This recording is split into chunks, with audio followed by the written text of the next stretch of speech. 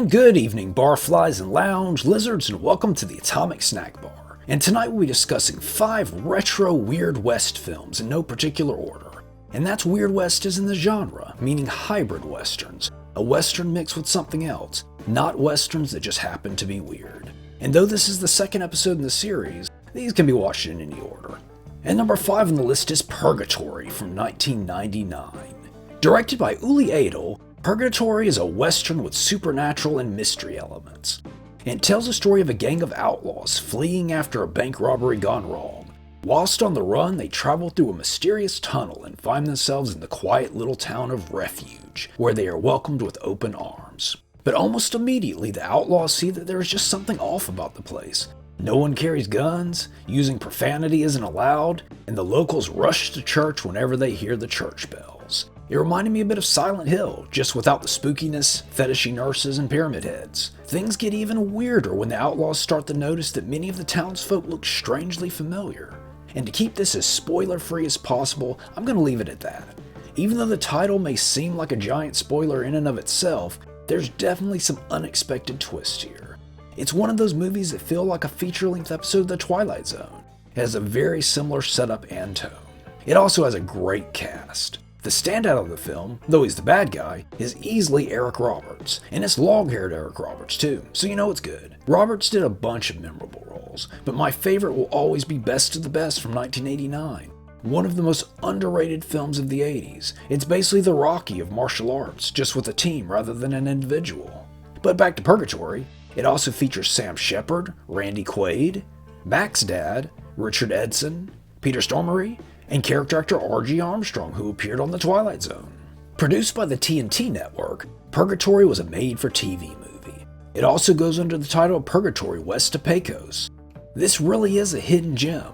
If you dig The Twilight Zone and westerns, definitely give this one a watch.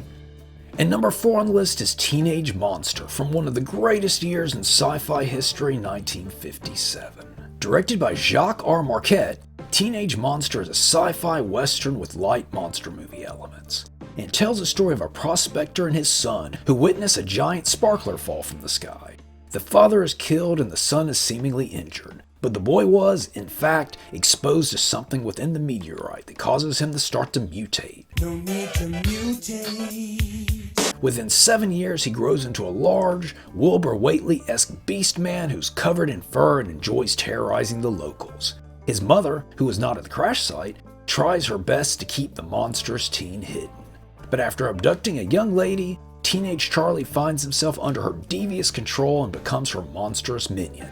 But it really wasn't too far of a stretch for him. I mean, look at how he destroys this cool-looking clown doll. Not cool, man. Not cool. He does really care about his appearance, though. He even tucks his shirt in. How many other monsters can say that? Director Jacques Marquette was mostly a cinematographer, this being his only directorial work. But he did cinematography for films such as Attack of the 50-Foot Woman and The Brain from Planet Eris. Teenage Monster stars Anne Gwynn as the teenage monster's mother. Gwynn was an actress and pinup model who also appeared in House of Frankenstein. Then as our scheming young lady, we have Gloria Castillo of Invasion of the Saucermen fame. And finally, I wanted to mention Gil Perkins as the teenage monster Charlie. Perkins was an Australian actor and stuntman who not only played several characters on Batman 66, but he also played the Frankenstein's monster in the big fight scene in Frankenstein Meets the Wolfman. Teenage Monster was made to run on a double bill with The Brain from Planet Eris, and the monster makeup in the film was by the great Jack Pierce. This is a pretty neat little movie, which is probably held back a bit by the title. Originally it was to be called Monster on the Hill. While not as flashy, it fits the movie a good bit better. And number 3 on the list is Timerider, The Adventures of Lyle Swan from 1982. Co-written and directed by William Deere, Timerider is a sci-fi western featuring time travel. And it tells the story of a dirt bike racer involved in a big race. He has some tech issues and ends up off course, and that little detour sends him smack dab in the middle of a time travel experiment going on in the desert. He soon finds himself in the Old West, where he gives a guy a heart attack, gets peeped on by a lady peeping Tom, and runs afoul of some outlaws who take a liking to his bike and want to take it as their own. When our lead actually meets the peeping lady, she shoots the guy in the face and forces him to bed with her at gunpoint. Our lead, that is, not the guy she shot in the face. This is a rather unique film in that the time traveler doesn't realize he's traveled back in time for the bulk of the movie. He actually thinks he's just stumbled across a weird desert-dwelling cult at first, as opposed to the normal desert-dwelling cults. Director William Dear also directed Harry and the Hendersons, and he co-directed the very underrated biker film Northville Cemetery Massacre, and boy does that one live up to its title. Timerider stars Fred Ward as our time-traveling biker. Ward appeared in films such as Tremors, Cast a Deadly Spell, and Remo Williams. And let me tell you, Remo Williams was a favorite in my household when I was a lad. My mom and I watched that Joker numerous times. Timerider also features appearances by Tracy Walter of Repo Man, Peter Coyote, Ed Lauder, L.Q. Jones, who directed A Boy and His Dog, and a favorite actor of mine, Richard Mazur, of The Thing, the good version of It, Nightmares, and License to Drive. He was even the president of SAG for 2 terms. As mentioned, Timerider was co-written by William Dear, but the other writer of the film was Papa Nez himself, Mike Nesmith of the Monkees. He also did the music, and you can tell too, this one has a killer soundtrack. It's not westerny music though, more so a mix of rock and new wave. And on that, we should take a break, but don't change that channel, we'll be back.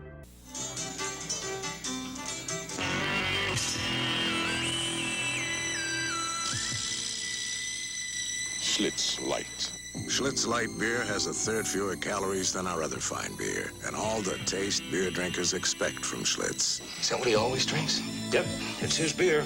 It's the only light beer with gusto. Oh, yeah? Schlitz Light. Beer drinkers know it took Schlitz to bring the taste to life. And number 2 on the list is The White Buffalo from 1977. Directed by J. Lee Thompson, The White Buffalo is a western with light creature feature elements. Almost a Moby Dick of the Old West, though my mind immediately went to Jaws. And it tells the story of Wild Bill Hickok, who is traveling under an alias and rocking some really cool steampunk-esque glasses. He's been having recurring nightmares about a large white buffalo. Convinced there is more to it than just dreams, he begins a hunt for the creature. Turns out, he was right. There is in fact a large white buffalo that has been terrorizing people. So Wild Bill, a grouchy friend of his, and the legendary Crazy Horse, whose daughter was killed by the buffalo, team up in order to bring the big beast down. Director J. Lee Thompson has quite a few notable pieces on his resume, but this is the snack bar, so of course Conquest of the Planet of the Apes and Battle for the Planet of the Apes ranks the highest. No, I don't have a Planet of the Apes problem, you have a Planet of the Apes problem. The White Buffalo stars the great Charles Bronson as Wild Bill. This was the last true western he ever did. And much like the real Wild Bill, Bronson wore his revolver, butt forward, in a sash without any holsters. But he was 19 years older than the actual Wild Bill was at the time. Then we have Jack Warden as Wild Bill's sidekick. Warden was a film and TV actor with multiple appearances on The Twilight Zone, as well as films such as Used Cars. And it's kind of interesting how much The Twilight Zone keeps coming up in this episode.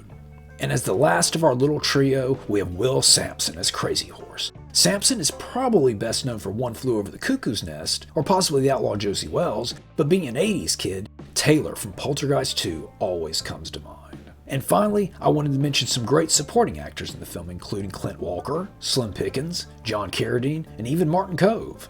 The White Buffalo was written by Richard Sell, based on a novel by Sell himself. Sell was a writer and director who actually began as a pulp writer with stories published in magazines such as Argosy and Detective Fiction Weekly. This is another hidden gem with some great practical effects, though I have heard people complain about the effects. And to that, I say go watch your CGI slop and let the grown-ups talk about good movies here. And now it's time for an honorable mention. And no, it's definitely not El Topo, but instead we have Pale Rider from 1985. This one was actually going to be number 1 on the list, but I decided to save it for the next episode in the series. I like to have at least one heavy hitter per episode, so stay tuned for that one. It's coming, hopefully. And number 1 on the list is Outland from 1981. Written and directed by Peter Hyams, Outland is a space-based sci-fi film that looks like Alien, has the setup of a western, and the feel of a mystery. Our hero doesn't rock a stylish sling bikini, but he does play some space racquetball. It was the 80s after all. And it tells the story of the new Marshal on a mining colony on one of Jupiter's moons. He soon finds not only corruption present, but also several cases of miners going crazy for seemingly no reason at all. And though he was essentially brought on to be a figurehead, the good Marshal works to get to the bottom of things. He discovers a drug distribution ring, and this makes him less than popular, and the Marshal ends up fighting for his life. Director Peter Hyams had quite the sci-fi and genre picture resume, having directed Capricorn 1, 2010 The Year We Made Contact, and Time Cop. He wanted to do a Western, but hit a lot of resistance being told that Westerns were dead, but he knew better, saying that they had simply moved into outer space. Outland stars a gentleman by the name of Sean Connery. And where does one even start on a highlight for his career? But I'll go sci-fi and mention Highlander, Time Bandits, and the true story, Zardoz. It just hasn't happened yet. Rounding out the cast, we have Peter Boyle as the seemingly shady general manager, and Frances Sternhagen as the curmudgeonly doctor. You may not know the name Sternhagen, or Hagen, but I'm sure many of you know this actress as Ma Clavin from Cheers. And coincidentally, John Ratzenberger has a small role in the film as well. Outland was filmed at Pinewood Studios with the working title of Io, the name of the moon. This was changed because people thought the title was pronounced either 10 or low. It would receive a comic book adaptation in Heavy Metal magazine drawn by Jim Steranko. It also got a novelization by sci-fi, fantasy, and novelization author Alan Dean Foster. And that's all the time we have for this weekend. So, Marshall, how do you feel after watching the channel?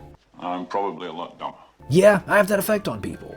Please like, comment, subscribe, hit the hype button if you would, watch the skies, and stay atomic.